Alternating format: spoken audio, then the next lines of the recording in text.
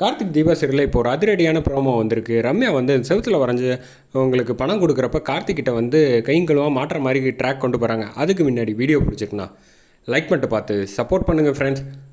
வந்து யோசிச்சுட்டு இருக்காங்க. இந்த விஷயத்தில் யாராக இருந்தாலும் நான் சும்மா விட மாட்டேன் அப்படின்னு சொல்லிட்டு கார்த்திக்கிட்ட வந்து மன்னிப்பு கேட்குறாங்க. மன்னிப்பு கேட்குறப்போ வந்து கார்த்தி வந்து, மேடம் நீங்கள் எதுக்கு என்கிட்ட எல்லாம் மன்னிப்பு கேட்குறீங்க, யாரோ தெரியாமல் செஞ்ச தப்புக்கு நீங்கள் வந்து ஃப்ரீயாக விடுங்க, நீங்கள் ஒன்றும் டென்ஷன் ஆகாதீங்க அப்படின்னு சொல்கிறப்ப ரம்யாவோட கண்ணை பார்த்துடுறாங்க. கார்த்தி வந்து அதில் வந்து ஃபுல்லாக பொய் சொல்கிறத வந்து கண்ணுலேயே கண்டுபிடிச்சிடுறாரு. அவங்க கண்ணு வந்து நேராக பார்க்க முடியாமல் இங்கிட்டு அங்கிட்டும் வந்து நவுந்துட்டுருக்கு. சரி கார்த்தி நான் வரேன் அப்படின்னு சொல்லிட்டு கிளம்பிடுறாங்க.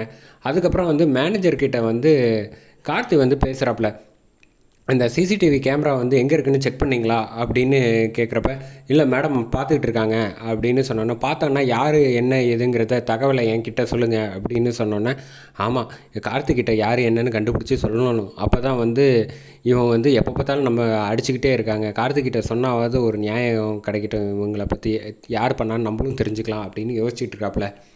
கரெக்டாக வந்து ரம்யா வந்து அந்த வழியாக வந்துட்டு கேமராவில் அவங்க தானே வந்து வரைய சொன்னாங்க.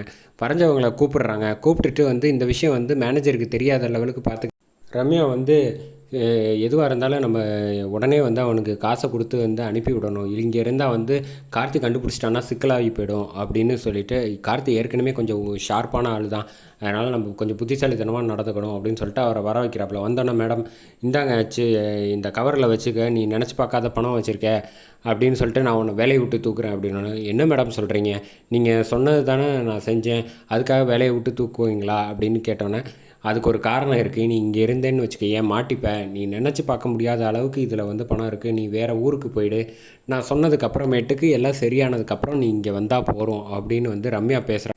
எப்படியும் இந்த விஷயம் யாருக்கு மூலமாவது கார்த்திக்கு தெரியும், தெரிஞ்சதுக்கப்புறமேட்டுக்கு கரெக்டாக வளைச்சி பிடிக்க போகிறாங்க. அவங்க வந்து ரம்யாவை பற்றி உளர போகிறாங்க. இப்படி தான் ட்ராக் கொண்டு போவாங்க.